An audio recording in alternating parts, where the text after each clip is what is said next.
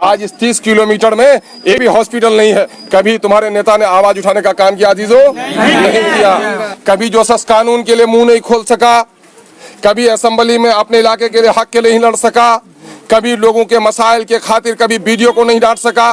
क्या वो आदमी एमएलए बनने का हक रखता है? नहीं रखता है। बात सुनो, पार्लियामेंट जब सुप्रीम कोर्ट का फैसला आया कि किसी मंदिर को तोड़कर मस्जिद नहीं बनाई गई, मस्जिद को तोड़ना एक मुजरिमाना अमल था, लेकिन राम मंदिर के हक में फैसला हो गया।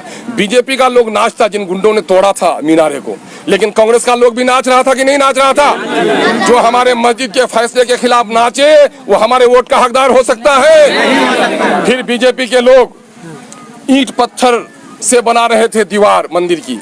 कांग्रेस के नेता ने क्या कहा? नहीं नहीं, हम चांदी के ईंट से बनाएंगे। कमलनाथ ने क्या किया? कांग्रेस का एक्स चीफ मिनिस्टर कहा कि हम चांदी की ईंट भेज रहे हैं। जो हमारी मस्जिद की जगह पर मंदिर बनाने में चांदी की ईंट लगाए, वो बेईमान कांग्रेसी हमारा नेता बन सकता है? जब नहीं बन सकता है तो उसका कोई नेता हमारे बस्तियों में बात नहीं कर सकता। एक तीसरी बात सुनो, तुम कुर्बानी के दिनों में मवेशी खरीदने जाते हो, बैल खरीदने जाते हो, क्या देखते हो कि बैल बेऐब है कि नहीं? खूर सींग मौलवी साहब को दिखाते हो कि मौलवी साहब को कान कट्टा चाहिए, खुद है नहीं है कुर्बानी, यानी बेऐब होना चाहिए।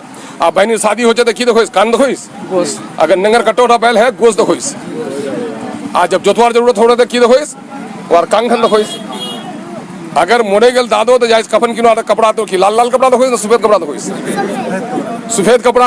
आप बहन की शादी हो तो खूबसूरत और सुर्ख जोड़ा ये नहीं खरीदते हो। ये बताओ कि एमएलए चुनते हो, क्यों चुनते हो?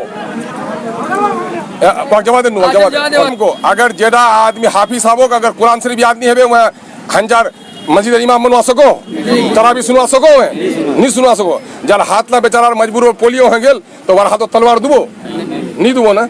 सवाल ये पैदा हो, देखो ये मुल्क राजा का मुल्क नहीं है, ये लोकतंत्र है, प्रजा का मुल्क है। और प्रजातंत्र में प्रजा का कानून चलता है। तो प्रजा का कानून सब लोग पंचायती बैठते हो 500 आदमी, तो 5 आदमी ने पंचायती करता है, 500 आदमी तो नहीं करते जिस पर एतबार होता है। तो यहाँ पर 3.5 लाख लोगों के दरमियान में एक आदमी एमएलए बनता है। एमएलए का काम क्या है? एमएलए का काम उसको कहा जाता है अंग्रेजी में लॉ मेकर, कानून बनाने वाला। एमएलए का पहला काम क्या है? असेंबली में जाएगा, आपके लिए अच्छा कानून बनाएगा, और सूरज नमस्कार का गलत कानून होगा उसकी मुखालिफत करेगा। मैं भी था ऐवान में, वो भी था ऐवान में, तुमने देखा अख्तर ईमान ने किस जमामर्दी से उसकी मुखालिफत की। क्या उसकी ताकत आई कि मुखालिफत कर सके? नहीं कर सके। अब क्या हुआ? अख्तर ईमान ने कहा 13.5 लाख की आबादी है मुंगेर में, 85 हाई स्कूल है। मेरे 17 लाख की आबादी किशनगंज में सिर्फ 17 हाई स्कूल है। सरकार बेईमान है, हमारे बच्चों को पढ़ने नहीं देना चाहती है। एक दिन में 30 हाई स्कूल खुला कि नहीं खुला? और आज इस 30 किलोमीटर में एक भी हॉस्पिटल नहीं है। कभी तुम्हारे नेता ने आवाज उठाने का काम किया अजीजों? नहीं किया। तो वहाँ काम क्या है कि कानून, अच्छा कानून बनाना, बुरे काम से रोकना।